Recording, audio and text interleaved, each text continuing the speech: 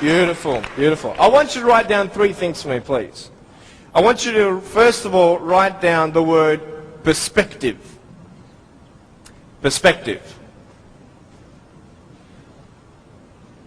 And the word after that, I want you to write underneath it, vision.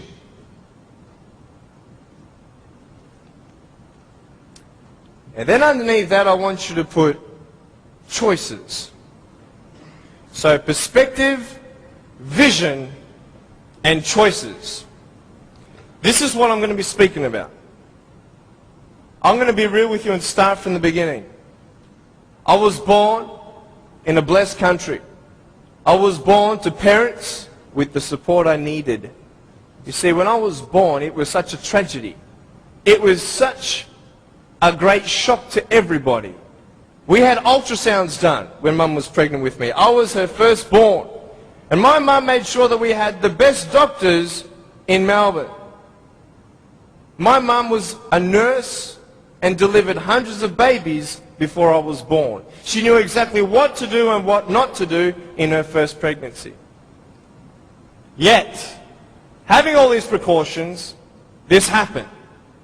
And anybody who saw me and saw my parents automatically thought that, hey, this is a bad thing. And I mean, for anyone to say that would be a good thing, that is not sane. That would be insane. To say that, hey, congratulations, your baby's born without arms and legs. It was such just a pause in their life where they couldn't breathe. They couldn't fathom. What kind of life is their firstborn son going to live? Without arms and legs, he can't even feed himself. He can't even dress himself. Doctor said I would never be able to stand up, let alone jump around. You know, I'm so thankful that they knew nothing until I was born. Because imagine if my parents did know, and they would have what? The option of abortion. And the majority of the doctors, I believe, would encourage such an act. Why? Because what we see in this child's life is not going to be a good quality lifestyle for you and your child. And the wisest thing you could do is abort. Well, hey, who knew? Who knew that I would become a 23-year-old professional motivational speaker, speaking to 1 million people all around the world, starting schools in third world countries, building hospitals in the future and orphanages and all that stuff. We sponsor 43 kids who don't have food, fresh water and all that sort of stuff. And that's just the beginning. I'm a real estate investor. I'm a stock market investor. I love options trading. That's becoming one of my professions. I love real estate investing. I love the fact that we can make money doing real estate developing. Make our money, make more money. I love that fact. I love the fact, though, above all, that I can give the world something that others cannot.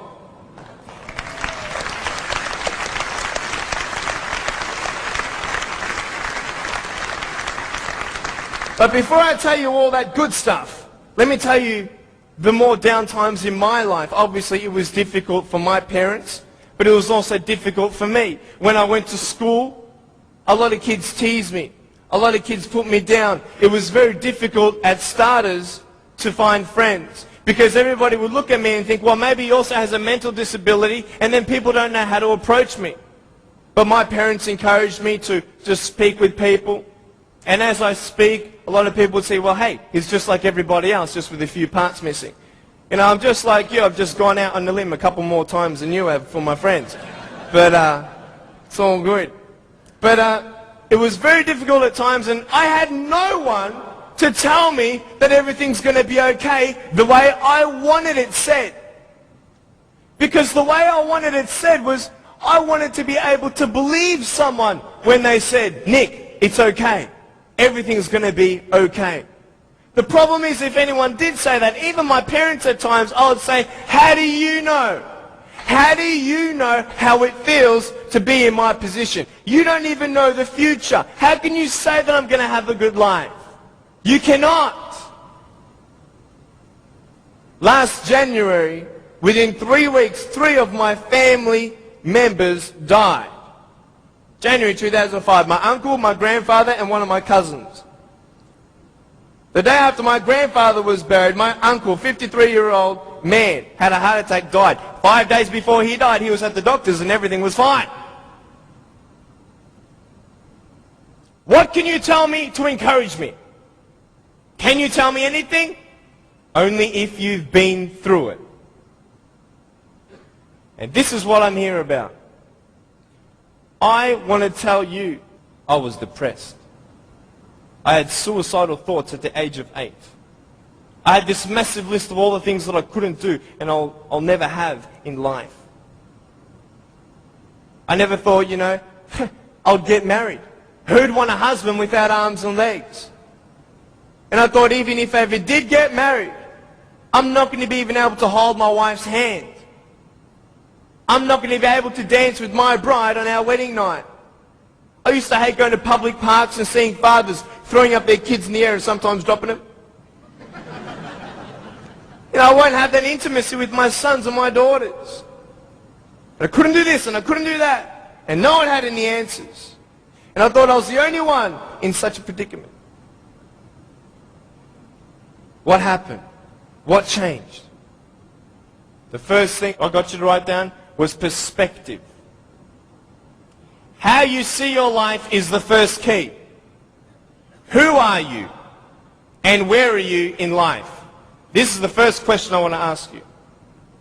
Even though the world can look at me, they can say, well, a guy having no arms and no legs, his potential is not unlimited, but limited. His potential, just because he has no arms and no legs, humanly speaking, in our logic, he's not going to be as successful as everybody else. Really? Why? Because of his disability. Really?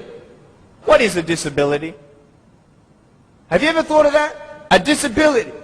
I'll tell you what a disability is. Something that would hinder you to achieve something. Now, just because I have no arms and no legs, it doesn't mean that I can't be successful. It doesn't mean that I can't do a business degree like I've done, a Bachelor of Commerce in Financial Planning and Accounting. That didn't stop me. Then what really stops you? Your mind.